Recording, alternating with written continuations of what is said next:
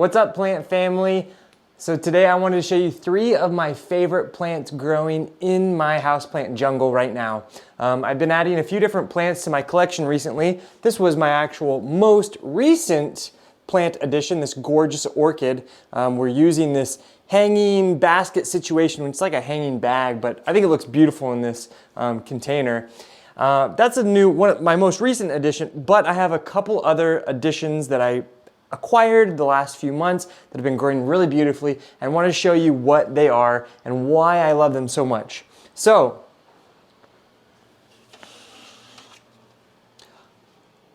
I recently acquired 2 beautiful Anthurium.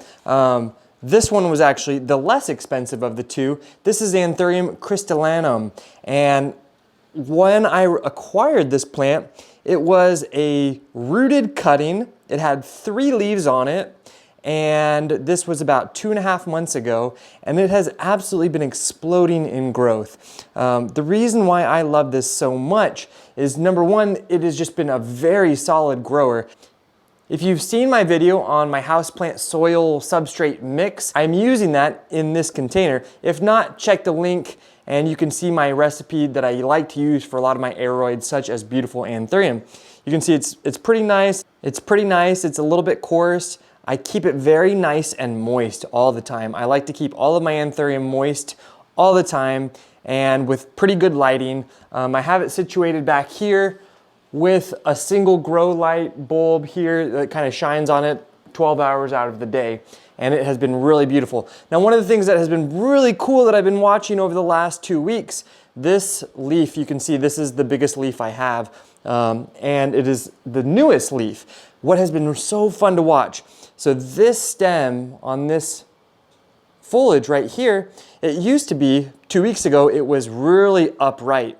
And as this new petiole was emerging, this started to kind of shift backwards to create this sort of equilibrium so that this leaf wouldn't be too floppy forward. It kind of has this beautiful balance, and watching that has been really fun for me. Every day that kind of goes a little bit further back as this leaf gets a little bit bigger in its girth.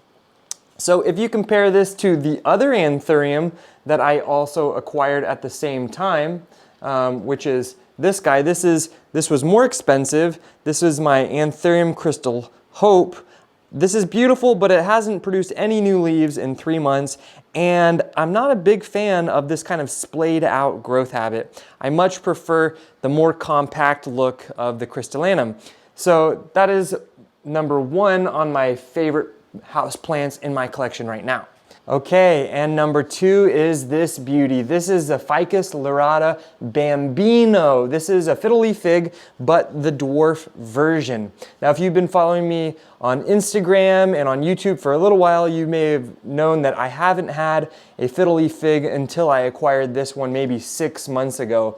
But in Colombia, I saw a Fiddle Leaf Fig that was about 150 feet tall, very beautifully branched, and since then I really wanted to add one to my collection, but my houseplant room had been getting a little bit full, so I didn't want to get just this straight Ficus lyrata, so I got this dwarf variety, this dwarf hybrid instead, the Bambino. Now, what I love about this has been a really easy plant for me to care for. I have it situated in that window. That's like kind of like a southwest facing window, so it gets good brightness all the time, but I don't have any extra grow lights. It's not using any extra grow lights.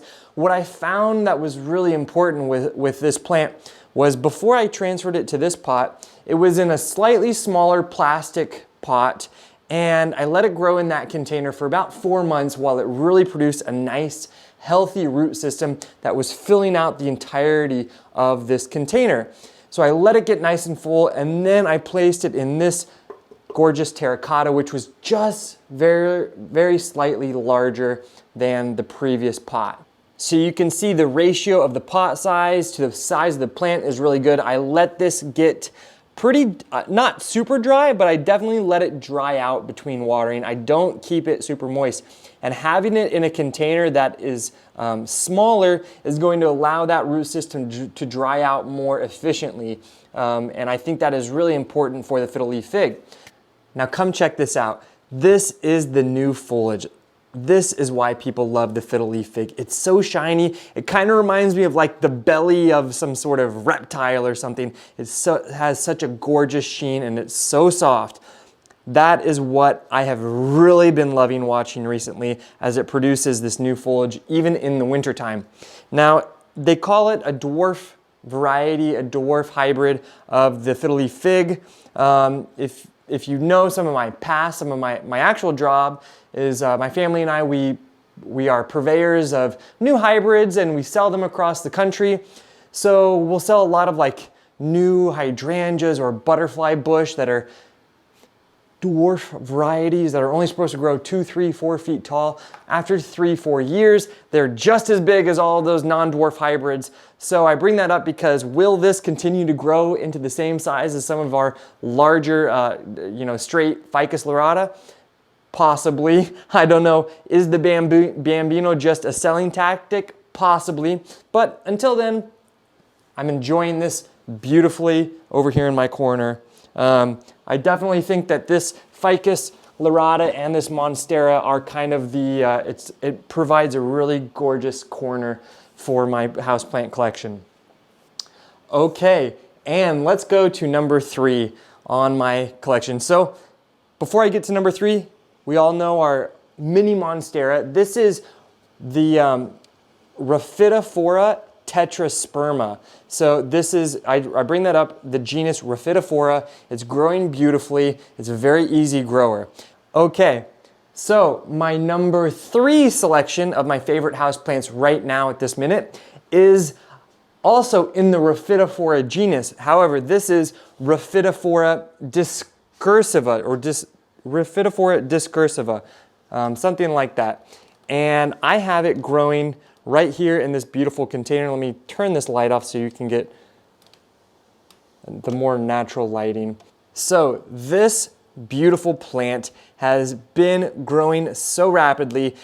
It's becoming a very popular houseplant right now. Once everyone recognized that the Rhaphidophora tetrasperma, that mini Monstera, was such an easy grower, I think houseplant purveyors found that the decursiva was just as easy to grow and just as rapid. And the great thing about this plant is kind of like the Monstera, the original like baby foliage starts off as full whole leaves, but as it grows and climbs, it will provide some of the beautiful serrated look, some of those fenestrations like the Monstera deliciosa. I don't have any yet, but I have provided this beautiful plant a pole to climb on so that over time it will create those larger leaves that have those fenestrations. So one thing I have been absolutely loving watching with this plant is that as it has been growing, the stem kind of travels along the base of the container until it met the side of that container, at which point it started to grow upwards, and hopefully it will start to continue to grow upwards along this pole. But watching it grow a little bit every single day along the base of that soil has been an absolute joy to watch. If you're wondering why I have the sphagnum moss, it's basically just to cover up the plastic pot that I have placed inside of this ceramic container. This is something that we do in the trade often, is kind of cover the bases of the soils with that to hide any ugly plastic pots that we may be using. But anyway, so this has been my 3rd favorite plant growing in this, December of 2021. So those are my top 3 favorite plants that I have growing right now in my houseplant garden. Now I do have 1/4 kind of bonus plant, which I actually wasn't expecting to grow as a houseplant, but at the last minute I decided to start growing one inside. This is the Polystichum polyblepharum, or known as poly in the trade. And I bought a flat of these, a flat of 72 of these that I planted outside, and I decided I would like to keep one, grow it inside, see how it goes. And it's been a beautiful houseplant. It's almost doubled in size in about a month, which makes me super happy. And if you don't have much good experience growing ferns, this is a fern that loves to stay moist, so I have it very moist. Probably if I take it out of this container, there will probably be water. Oh, I have like some rocks at the base of here, just so it's on the right height. But when I water, any additional moisture will kind of sit in the bottom of this ceramic pot, which this plant absolutely loves. And I love growing this one. I have another fern that I've been growing and it's not doing so well.